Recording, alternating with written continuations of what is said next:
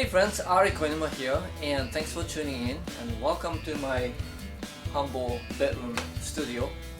So today is going to be the first of a multi-part episode in which I will walk you through the thought process of putting a home recording studio together. I hope you saw, if you're watching this video, if you're following me, that I recently released a single for my solo project, Aristotle's Hope. The single is called Balloon Popper Abandoned Cardboards. And this was recorded entirely here. I did everything myself. And I hope you agree that for such a humble studio, I get a really good value out of what I have. And if I think about it, I've been recording myself on and off for like 30 years now. Started with like cassette 4-track, of course. So I have, while I'm not a full-time recording engineer or producer, and there are lots of great channels out there with specific tips about what gear is hot and what technique is in and those kind of things. You can go look them up and follow their excellent advice, but what I could offer in my usual fashion is to just think through the process of putting a home recording studio together, so that you can walk through it with me and just sort of figure out how you make the decisions about each piece that goes into a recording studio. And then from there you'll be equipped with how you might think about it, how you might research it, how you might make decisions and assemble your gear and your tools together. This video was part inspired by my good friend Eva Holbrook, who is setting out to assemble her own recording studio. She's actually an accomplished recording artist with the band Shell, and she's launching herself as a Lady Moon as a solo artist, and she's one of the most consistently amazing songwriters that I've seen. I'll put a link to her channel on the description below, so if you're curious about Eva, you can go check her out.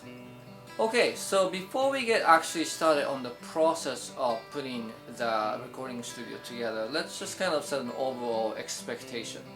So a recording studio, consider it a new musical instrument that you might have to learn, right?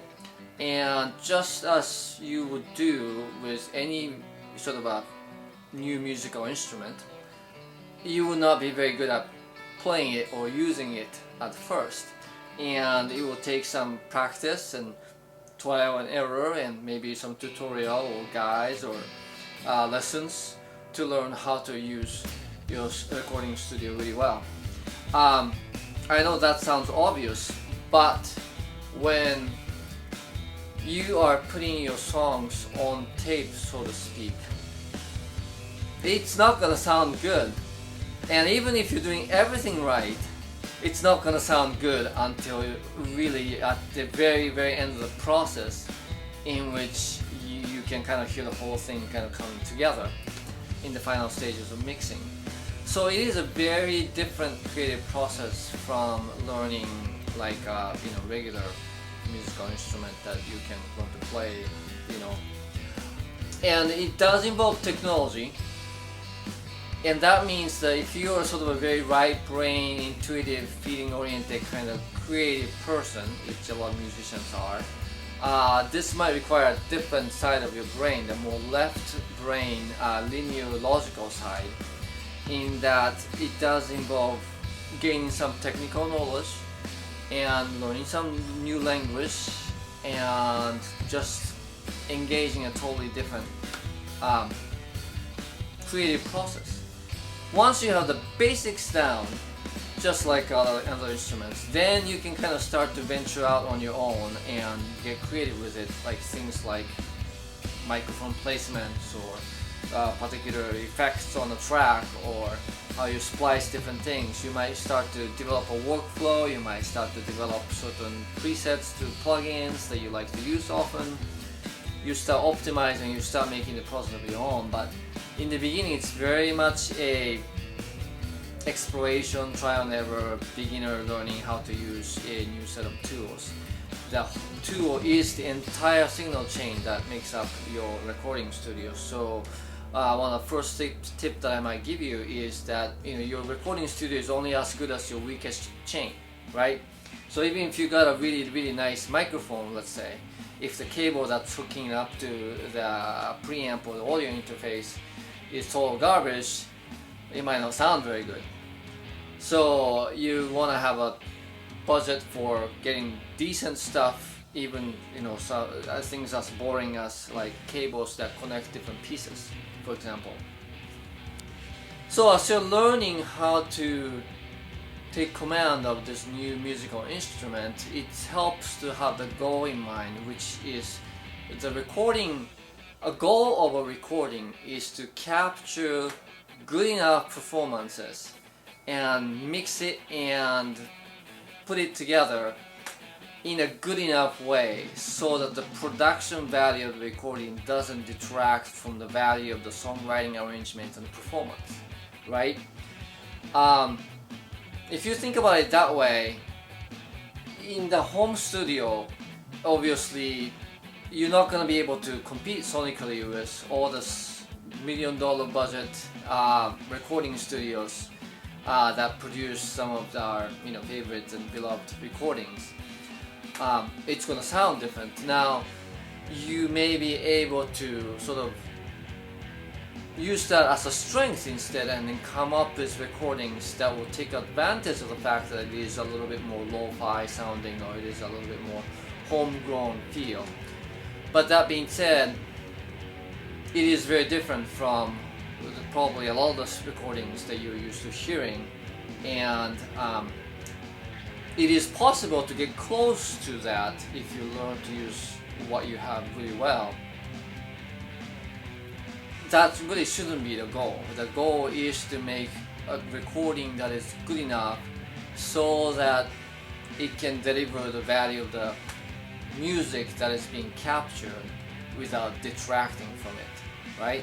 So is it necessary to have the most expensive reverb plugin or thousands of dollars worth of microphones? No, you can get a lot of value out of very affordable tools, and thanks to the technology being where it's at, like I said, I was really pleased with what I've been able to accomplish with my modest setup, at least recently, now that I've really, spent a long time honing my skill as a engineer.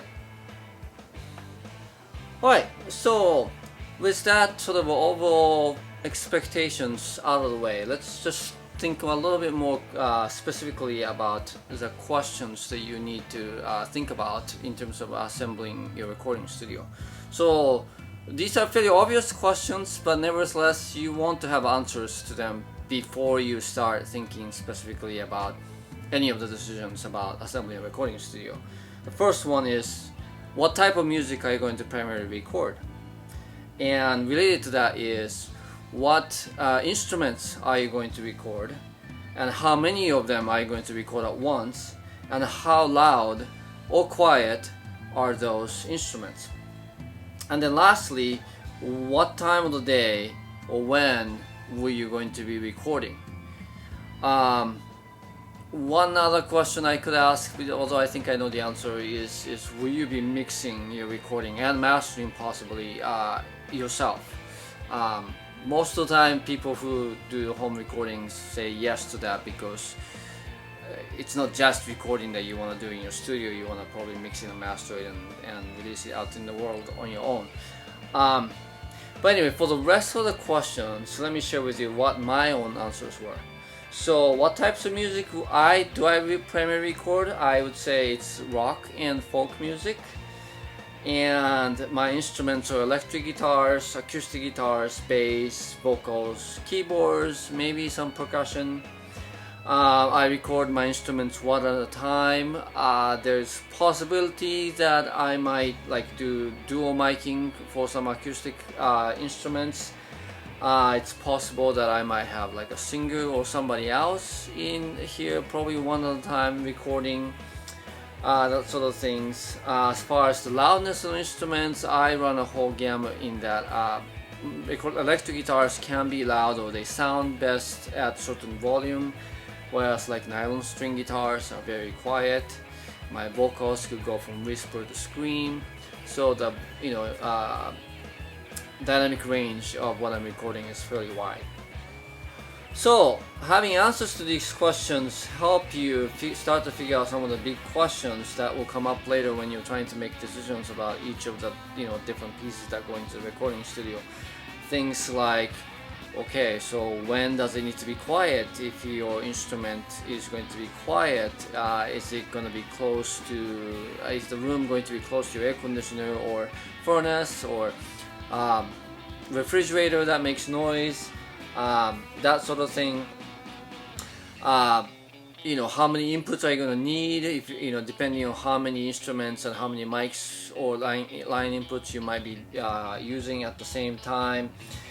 As you can see, these 5 core questions, or maybe 6, but can drive a lot of decisions in terms of what you need in your studio. So they're obvious, but I think you want to just think through them for a few minutes and just make sure you know the answers. And obviously you will have your studio for a long time, so you want to think at least plausible future in terms of what you might expand to. You can always expand your studio with your needs and such, but things like which room it's located sometimes are not that negotiable. So if you have choices, which is not always the case with home studios, but if you have choices in terms of which room or which space is going to be a recording space, you will want to know what is your vision for what you're going to be doing for the years to come in your recording studio. Alright, so that is it for the first episode of this home recording studio series. Starting next episode, we'll start looking at specific decisions or major chunks of decisions, things like the room, the computer setup, audio interface, microphones, other sort of things that are involved in putting together the recording studio. So stay tuned, and if you have any specific questions that I can cover, please let me know in the comments. Alright, thanks again for watching. I'll see you next time.